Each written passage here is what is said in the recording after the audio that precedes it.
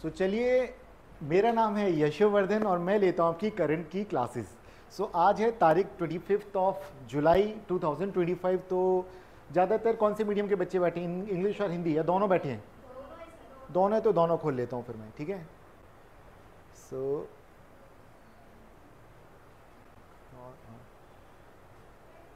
Please आ जाइए। आइए अंजलि, आपका नाम अंजलि है ना? प्लीज़ बैठिए अंजलि। ये देखिए, आज हम बात कर रहे हैं, एक मंदिर है थाईलैंड और कंबोडिया की बॉर्डर पर, और वहाँ पर वो लड़ बैठे मंदिर के लिए। बताओ, अभी तक हम सोचते थे इंडिया में होता है, अब थाईलैंड और कंबोडिया भी यही कर रहे हैं। ये घटना, इस पर तो हम कहानी सुना देंगे, मज़ा आ जाएगा आपको। लेकिन ज़रूरत इस बात की कि आपके लिए ज़रूरत किस चीज़ की है। तो सबसे पहले तो हमें जानना होगा मैप, कि आखिर ये है कहाँ पर, ठीक है। आप लोगों ने इंडिया देखा है, मैप याद है? अगर हम इंडिया के बाद बताओ ईस्ट की तरफ जाएंगे, कौन सी कंट्री है? म्यांमार। बांग्लादेश थोड़ा नीचे, म्यांमार आ गया, बिल्कुल ठीक है। बांग्लादेश, म्यांमार, फिर क्या कर रहे हो भाई, इंडोनेशिया कैसे आ जाएगा? समुद्र क्रॉस करना पड़ेगा, मलेशिया थाईलैंड के बाद तब इंडोनेशिया पहुंचेंगे। प्लीज़ आ जाइए, क्लियर है? अब अगर हम देखें तो चलिए ये उठा लेता हूं मैं, और ध्यान रखें आप लोग ने एटलस तो देखी रखिए। सॉरी,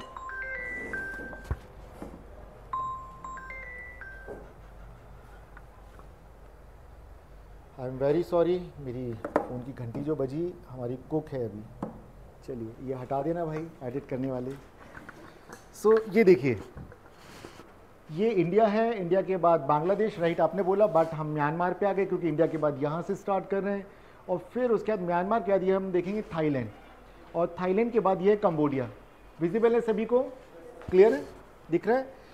ये झगड़ा यहाँ पे चल रहा है, और ये करीब ऐसा मानते कि ये बहुत पुराना, मतलब 900 ईयर्स पुराना एक मंदिर है, और ये एक शैव मंदिर है, राइट। और इसको लेकर के वहाँ चल रहा है झगड़ा।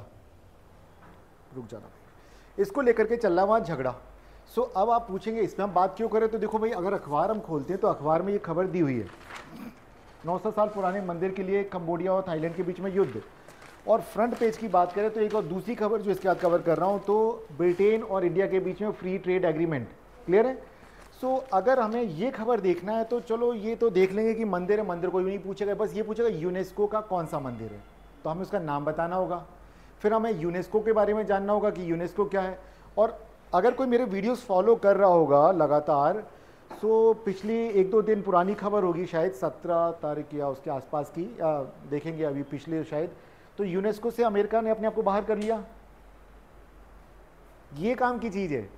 तो प्लीज़ आप लोग मेरे करंट अफेयर्स के जो वीडियोस हैं वो देखा करें, प्लीज़ देखा करें, आपको फ़ायदा ही मिलेगा, नुकसान नहीं होगा। अमेरिका ने अपने आप को बाहर कर लिया। तो अगर यूनेस्को का नाम आ रहा है तो हमें पता चलता है यूनेस्को क्या है, यूनेस्को का मुख्यालय कहाँ है, यूनेस्को काम क्या करता है, ऐसे पकड़ना है इस घटना को। दूसरा, में मैप में देखना कि कंबोडिया कहाँ पर है, थाईलैंड कहाँ पर है, लाओस कहाँ पर है, वियतनाम कहाँ पर है, ये देखना है। इंडिया से फिर यहाँ पे एक रिवर है मैकोंग, तो मैकोंग गंगा, इंडिया और इन 5 जो देश हैं जहाँ से मैकोंग रिवर बहती है, उनके बीच में हमारी ट्रीटी है, ठीक है। तो ऐसे पकड़ते हैं खबरें अखबार, बस ये नहीं कि देखा और ये चीज़ इसमें नहीं है, जो मैं मैकोंग गंगा बोल रहा हूँ वो है ही नहीं इसमें, लेकिन आपको जो फैकल्टी रहेगा वो बताएगा कि राइट ये चीज़ है।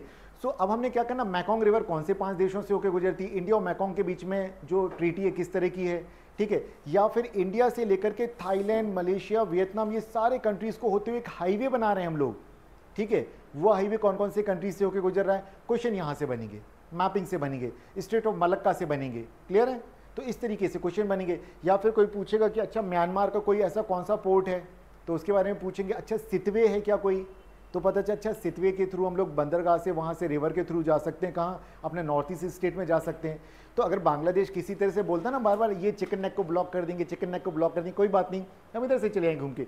तो पकड़ना ऐसे खबरों को, अखबार मतलब ये नहीं कि उठाया देख लिया, चाहे हिंदू पढ़ो, इंडियन एक्सप्रेस पढ़ो, दैनिक भास्कर, जागरण, जनसत्ता, कोई भी पढ़ो, आपके पास वो विजन डेवलप होना चाहिए, आपको वो अप्रोच आनी चाहिए कि क्वेश्चन पकड़ना कैसे, चाहे वो एमपी वाला हो तो एमपी के अकॉर्डिंगली, और यूपीएससी तो यूपीएससी के अकॉर्डिंगली। अब इस घटना पे बातचीत करें आगे, कहानी और कुछ भी नहीं है। चलिए ये देखते हैं कि क्या है, और थोड़ा सा कहानी जैसे अंदाज में बात करें कि देखिए लगभग क्या हो रहा है। कितनी कमाल की बात है, ऐसा साल 2025, कैसा युद्ध का साल। अब ये जो अब भाषा जो इस तरह की कहाँ इस्तेमाल करोगे, ये ऐसे में, क्लियर है, जब भी आपको बताना है तो वहां पे आप स्टोरी के फॉर्म में स्टार्ट करोगे तो, या फिर कौन सा होगा, क्वेश्चन आंसर फॉर्म में, प्रश्नवाचक शैली। दो तरीके बहुत इफेक्टिव होते कि सामने पढ़ने वाले को मजा आ जाए और सुनने वाले को भी मजा आ जाए। तो वहां तो हम सुना नहीं पाएंगे, हम पढ़ सकते हैं हमारी कोई कॉपी, तो हमें इस तरीके से लिखना है। ये बातें ध्यान रखना, मीन्स में काम आएंगी, ऐसे में काम आएंगी। ऐसा लग रहा है जैसे साल 2025 युद्ध का साल है, कितनी कमाल का लग रहा है ना।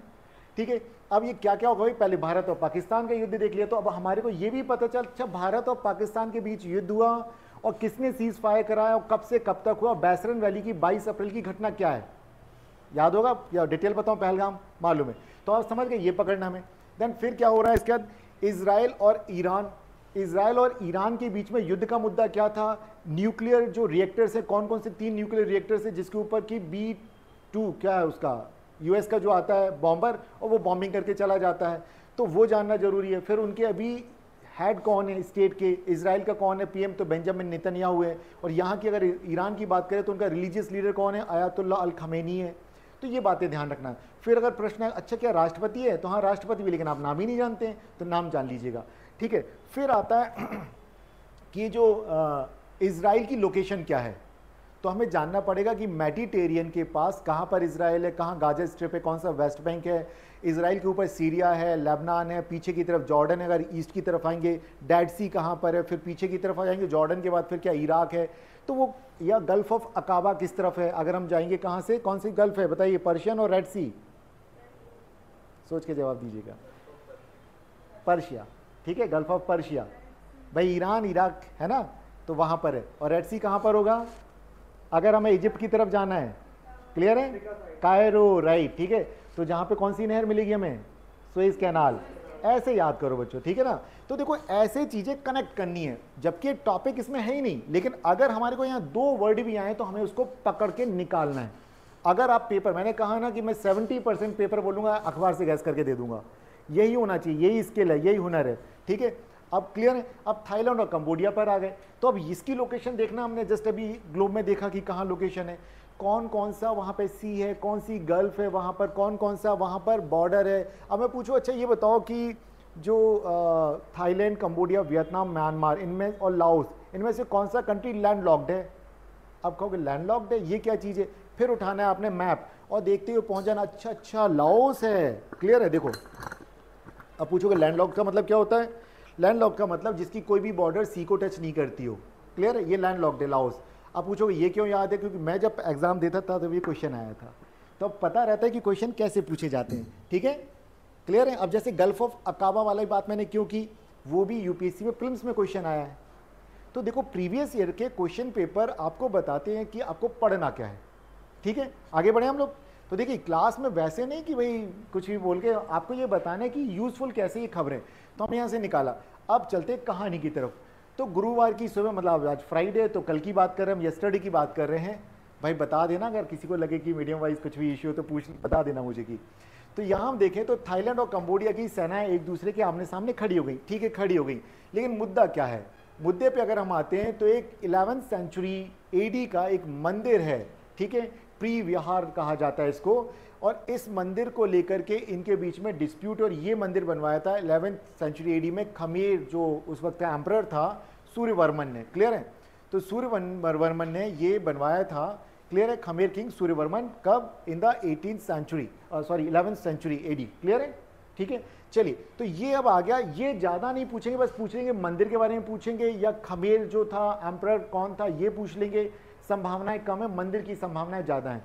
यूनेस्को में कब शामिल किया जाएगा। अब ये दोनों जो देश हैं ये आ गए, और ये जो मंदिर है इसको वहाँ पे उनकी भाषा में वहाँ पे वो क्या कहते हैं, तामुएन ताम। ठीक है भाई, देखो कंबोडिया और या उनकी भाषा। सो ये अब यहाँ पर क्या हुआ कि कंबोडिया की सेना, अगर हम यहाँ पे देखें तो उनको दिखा कि एक ड्रोन उड़ रहा है मंदिर के ऊपर। क्यों, क्योंकि थाईलैंड की जो सेना के कुछ सैनिक जाते हैं उस मंदिर के चारों तरफ, ये वारवेट वायरिंग करते, कटीले तार होते ना, वो कर रहे थे, तो मंदिर पे कब्जा कर रहे थे एक तरह से, अगर हम बात करें जैसे हमारे हम लोग कर लेते हैं। सो वहाँ पे कब्जे, ज़मीन पे कब्जे से झगड़ा शुरू होता है और वो करते हैं। देन फिर यहाँ से थाईलैंड ने जब ऐसा किया तो कंबोडिया ने भी उसका विरोध किया। थाईलैंड के कुछ सैनिकों ने उनके कुछ सैनिक अड्डों पे हमला किया और उन्होंने लेके रॉकेट लॉन्चर जो होता है उससे हमला कर दिया, किसके ऊपर, थाईलैंड के ऊपर। और थाईलैंड ने क्या किया, F-16 फाइटर जेट भेज दिया। और ये F-16 कौन सी बना है? अमेरिका बनाता है, ठीक है। यूएस की जो बोइंग कंपनी है वो बनाती है fighter jet F-15, F-16, F-18 ये बनाती है। जैसे राफेल कहाँ का है? फ्रांस, दाशो एविएशन, ठीक है, फ्रांस की कंपनी दाशो एविएशन, उससे इंडिया ने खरीदा है। क्लियर है? तो ये F-16 कहाँ से आ जाएगा, इसमें कहीं ना कहीं मिलेगा अभी आपको, ठीक है। तो F-16 का नाम आएगा तो वो यूएसए का है। अब अगर हम यहाँ पे देखें तो ये सब झगड़ा चल ही रहा था, तो बोला भाई युद्ध की असली वजह क्या है, तो चलिए मंदिर को लेकर के डिस्प्यूट इनके बीच में चल ही रहा था। हुआ ये कि 1962 में इंटरनेशनल जो कोर्ट ऑफ जस्टिस है, अब ये कहाँ पर है भाई? हेग, ठीक है। हेग कहाँ पर है? किस कंट्री में है हेग? नीदरलैंड, ठीक है, ध्यान रखेंगे कहाँ पर है? नीदरलैंड। अब ये नीदरलैंड कहाँ पर है? जैसे मैंने बोला हेग कहाँ पर है, नीदरलैंड कहाँ पर है, फिर दिमाग में ज्योग्राफी घुसेगा, मैप घुसेगा, और फिर आप जाएंगे अच्छा यूरोप में जाएंगे, और यूरोप में अगर आप जाएंगे तो नीदरलैंड कहाँ की तरफ जाएंगे? जब आप नॉर्वे स्वीडन के नीचे की तरफ स्कैंडिनेवियन कंट्रीज देखते हैं, वहाँ पे डेनमार्क और नीदरलैंड आपको वहाँ दिखेंगे। सो देखें जरा कहाँ पर है नीदरलैंड, राइट, कहाँ गया नीदरलैंड? नीदरलैंड, नीदरलैंड, और नीदरलैंड का कुछ और भी नाम है क्या? कुछ और भी बोलते हैं उसको, हॉलैंड बोलते हैं क्या उसको? हॉलैंड, लीजिए जरा देख के बताओ जल्दी से, खुशी, ठीक है, देखो यहाँ पे क्लियर है। तो अब आप अंदाज़ा लगाइए, तो उसका एक नाम और ध्यान रखना कि उसको एक और नाम से बुलाया जाता है, तो वो ध्यान रखें। चलिए, तो ये यहाँ तक अब हम देखें तो यहाँ पे जब भी चीज़ें आए तो अगर कोई आता है इंटरनेशनल कोर्ट ऑफ जस्टिस तो उसका हेडक्वार्टर कहाँ? तो हेग में। ये कहाँ पर? नीदरलैंड में। तो आपको ये भी जान लेना है, क्लियर। अब ये जो दिया तो इन्होंने बोला कि भाई ठीक है, ये जो मंदिर है ये कंबोडिया का है, ठीक है, ये मंदिर जो है कंबोडिया का है, और 4.6 स्क्वायर किलोमीटर की जो ज़मीन है, ये जो देश है इसके ऊपर दावा उन्होंने कहा कि कंबोडिया का मान लिया, जबकि थाईलैंड बोलता था ये मेरा है, थाईलैंड बोलता था ये हमारा है। अब ये कहानी कैसे शुरू होती है? क्योंकि कहानी बहुत पहले से शुरू होती है, 1907 से शुरू होती है कहानी। कैसे शुरू होती है ये? क्योंकि उस वक्त अगर हम देखें तो वहाँ पर हम देखते हैं कि फ्रांस का इस इलाके पर था कब्जा, जिस जगह पे आज कंबोडिया है, और फ्रांस का था कब्जा, और जो ये मतलब आप सीधे समझिए कि कॉलोनी था ये इलाका। तो कॉलोनियल रूल जहाँ जहाँ जिस जिस कंट्री में हुआ है वहाँ वहाँ डिस्प्यूट बने हुए हैं। इंडिया, पाकिस्तान, बांग्लादेश देख ही रहे, पूरा का पूरा अगर हम ये दो देखें, जॉर्डन वगैरह, ये सारी की सारी कंट्रीज़ है, यहाँ सब में बना हुआ है। तो अफ्रीका पूरी जगह पे डिस्प्यूट चल ही रहा है, ठीक है। तो वो तो कॉलोनियल रूल जब था यहाँ पर, किसकी कॉलोनी था? फ्रांस की कॉलोनी था। तो फ्रांस ने यहाँ पर उस समय पर इस इलाके को दिखा दिया नक्शे में कि कंबोडिया का हिस्सा है। थाईलैंड उस वक्त कमज़ोर था फ्रांस से, तो कुछ बोल नहीं पाया, लेकिन तब भी वो कहता था ये हमारा हिस्सा है। आगे चल के हम देखते हैं इस पर किसका कब्जा था? कंबोडिया का। कंबोडिया ने 2008 में चला जाता है यूनेस्को के पास, और वो कहता है इसको वर्ल्ड हेरिटेज साइट, तो उन्होंने बना दिया वर्ल्ड हेरिटेज साइट। अब आपको क्या पता चला कि वर्ल्ड हेरिटेज साइट कौन डिक्लेयर करता है? तो यूनेस्को डिक्लेयर करता है, क्लियर है, ध्यान रखेंगे। अब सवाल अगला आता है, क्या इंडिया में या मध्य प्रदेश की बात पूछ करें आपसे तो यूनेस्को की कितनी साइट हैं? कौन कौन सी? खजुराहो, भीमबेटका और सांची। बिल्कुल ठीक है, बिल्कुल ठीक, यही है, क्लियर है। प्लीज कुछ बिल टेंटेटिव क्या होता है? पहले टेंटेटिव लिस्ट में डाला जाता है, देन उसके बाद फिर वो परमानेंट लिस्ट में आते हैं, पहले उसको टेंटेटिव में डालना होता है, ये तरीका है। और इसको देखने के लिए आप जानना चाहें तो ये मेरा एक यूनेस्को पे इसी का एक वीडियो ऑलरेडी बना रखा है, आप प्लेलिस्ट में जाएंगे तो वहाँ मिल जाएगा आप लोग, ठीक है। चलिए, सो अब ये जो झगड़ा हुआ तो 2008 से लेकर के लगातार अब तक चला आ रहा है। कभी कभी बीच में दोनों की सेनाएं खड़ी हो जाती हैं और इस तरह से चल रहा है। अब ये चीज़ें ठीक है, लेकिन अब यहाँ चाइना का रोल किस तरह से, ये समझना ज़रूरी है। चाइना का इस पूरे इलाके पे कभी किसी समय कब्जा था, ठीक है। ये पूरा इलाका जो है इंडो चाइना कहलाता था किसी समय पर। और क्या कभी इस इलाके में हिंदू कल्चर भी स्प्रेड हुआ? कब, किसके टाइम पे, कौन सी डायनेस्टी के टाइम पे? चोलास के टाइम पे, ठीक है। चोला डायनेस्टी के टाइम पे पूरा जो ये इंडोनेशिया वाला जो इलाका है, सुमात्रा, जावा, ब्रुनेई, ये पूरा इलाका जो है, इस पूरे इलाके पे कभी इसको बोला जाता था चोलों की झील, ठीक है, गल्फ ऑफ चोल बोला जाता था। जो बंगाल की खाड़ी वाला गल्फ ऑफ बंगाल है, ये पूरा का पूरा इलाका उनके कब्जे में था। इवन मालदीव्स भी है वो उनके पास था, श्रीलंका भी उनके पास था कभी किसी ज़माने में। धीरे धीरे करके सब इंडिपेंडेंट होते चले गए, ठीक है। सो ये है, अब यहाँ पे इस पूरे इलाके पे चाइना का कब्जा, मतलब एक तरह से इकोनॉमिक बोला जाएगा। तो चाइना अगर यहाँ पर है और चाइना और दूसरे अगर शक्तियाँ यहाँ पे इन्वॉल्व होंगी तो क्या होगा? अभी तो ये रीजनल लेवल पर है, जैसे वर्ल्ड पावर जाएंगे तो जो ईरान में हुआ, इजराइल में हुआ, वो चीज़ होने लग जाएगी यहाँ पर। तो इनको यही समझाया जा रहा है कि भाई देखो, आप अपना डिस्प्यूट बैठ करके रिजॉल्व कर लो। 4-5 किलोमीटर की जगह के पीछे झगड़ा है तो बेटर है उसको डिस्प्यूटेड ही मान लो, दोनों को कब्जा दे दो संयुक्त रूप से। भाई दोनों के लोग आएंगे, अगर दर्शन ही करना है किसी को, कि वो शिव मंदिर है तो आ जाइए, दोनों लोग चले जाइए। तो ये तरीका निकाला जा सकता है इसका। लेकिन होता यही कि जितने भी झगड़े होते हैं वो ज़मीनों पर कब्जे को लेकर के ही होते हैं। भारत और पाकिस्तान के बीच में क्या डिस्प्यूट की जड़?